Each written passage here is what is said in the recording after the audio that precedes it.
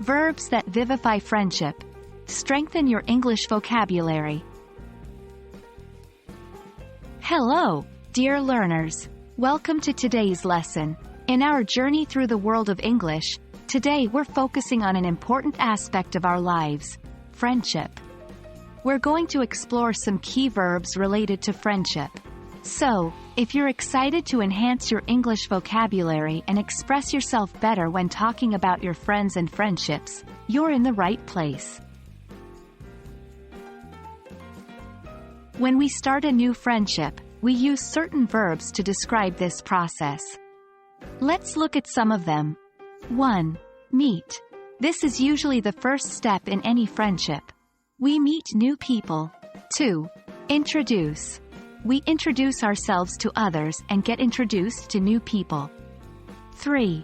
Get to know. After the introduction, we get to know them better. 4. Connect. As we get to know people, we start to connect with those who share similar interests or values. Example sentence. I first met John at a conference, then we introduced ourselves during a break. As we started talking, I got to know him better and realized we both loved hiking. This helped us connect instantly. Once a friendship is formed, there are various verbs that we use to describe how we maintain or build upon these relationships. 1. Hang out. Spend time casually with friends. 2. Chat. Have a friendly talk. 3. Help. Assist or be of service. 4. Support. Give assistance or encouragement.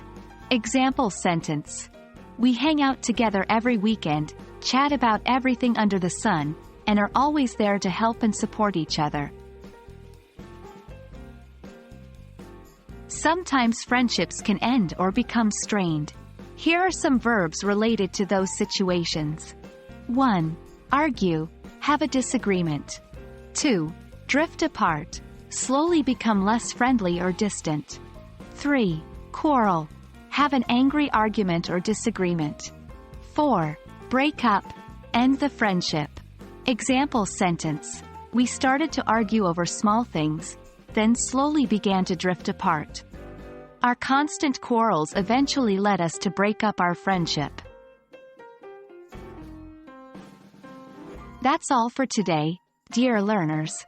We hope you found this exploration of friendship-related verbs enriching and useful. Remember, the more you use these words in your everyday conversations, the more comfortable you'll become with them. Until next time, keep practicing, and don't forget, language is the bridge to understanding and friendship.